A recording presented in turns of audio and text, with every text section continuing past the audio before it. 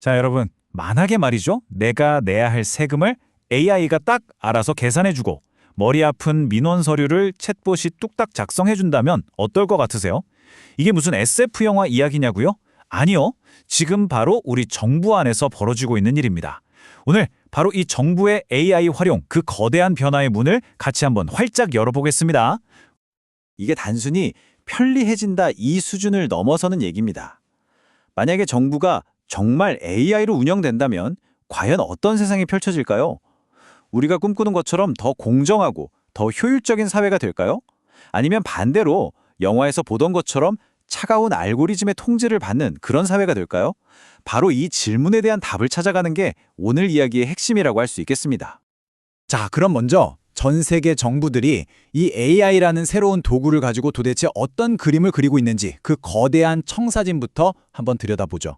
이게 그냥 일을 좀 더 잘하자 이런 차원이 아니고요. 어쩌면 국가의 운명 자체를 바꿀 수도 있는 그런 약속들입니다. 정부들이 왜 이렇게 AI에 뛰어드냐? 그 가장 큰 이유가 바로 이 숫자 때문입니다. 13조 달러. 이게 감이 잘 안 오실 텐데요. 우리나라 1년 예산의 무려 25배에 달하는 정말 어마어마한 돈이거든요. 그러니까 이 새로운 경제 영토를 누가 먼저 차지하느냐?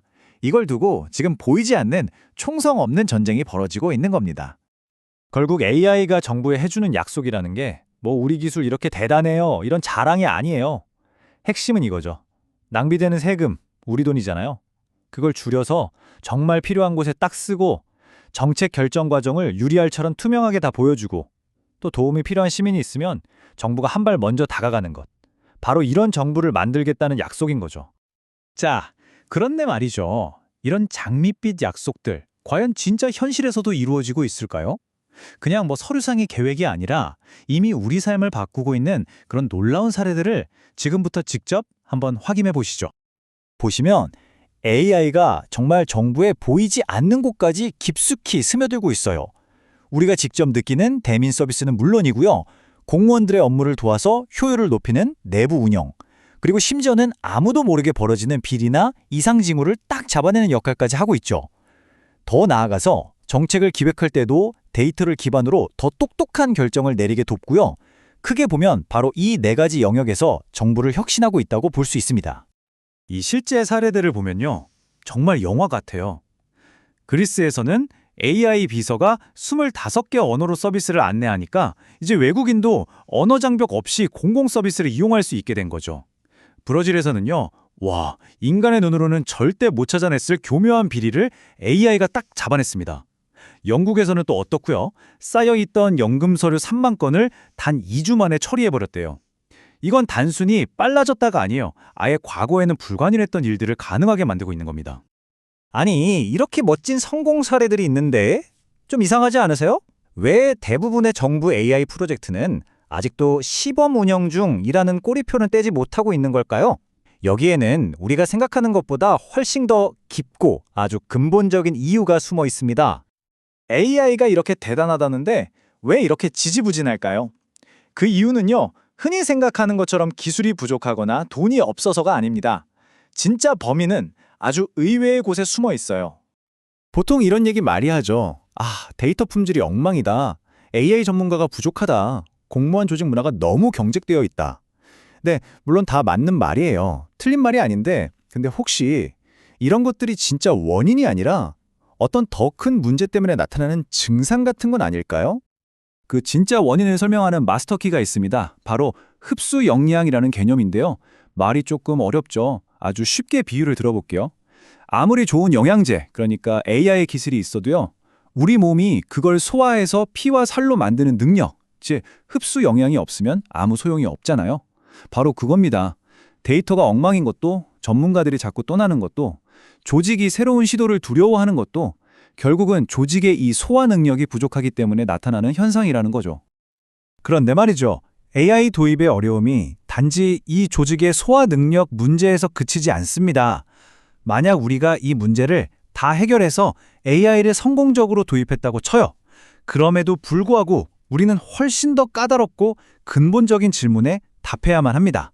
바로 기계에게 중요한 결정을 맡겨도 정말 괜찮은가 하는 이 윤리적 딜레마 말입니다. 문제의 핵심은 이거예요. AI가 생각하는 방식하고 정부가 일해야 하는 방식이 아예 근본부터가 다릅니다. AI는요, 수많은 데이터를 쫙 보고 통계적으로 보니까 이런 사람들이 범죄를 저지를 확률이 높네 하고 예측을 해요. 이걸 귀납적이라고 하죠. 하지만 정부는 어때요? 이 사람은 법 몇 조 몇 항을 어겼기 때문에 처벌받아야 한다. 이렇게 명확한 근거를 들어서 판단해야 하잖아요. 이건 연역적인 방식입니다.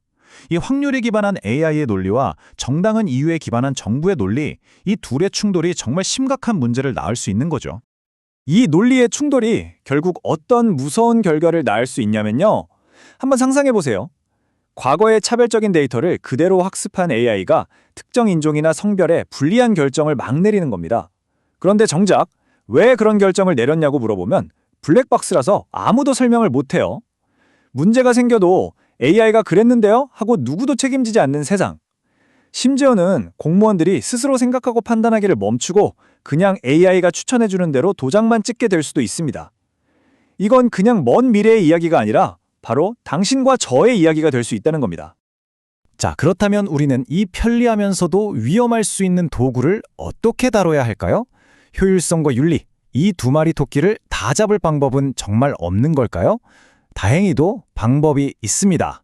신뢰할 수 있는 AI를 만들기 위한 안전장치들을 지금부터 하나씩 살펴보겠습니다. 신뢰를 만드는 핵심은 바로 이 네 가지 원칙에 있습니다. 첫째, 아무리 똑똑한 AI라도 가장 중요한 결정의 운전대는 결국 인간이 잡아야 한다는 겁니다. 둘째, AI의 속을 알 수 없는 블랙박스를 투명하게 들여다볼 수 있는 유리상자로 만들어야 하고요. 셋째, 이걸 기술 전문가들끼리만 뚝딱 만드는 게 아니라 이 시스템의 영향을 받을 우리 시민들이 설계 과정부터 직접 참여해야 합니다.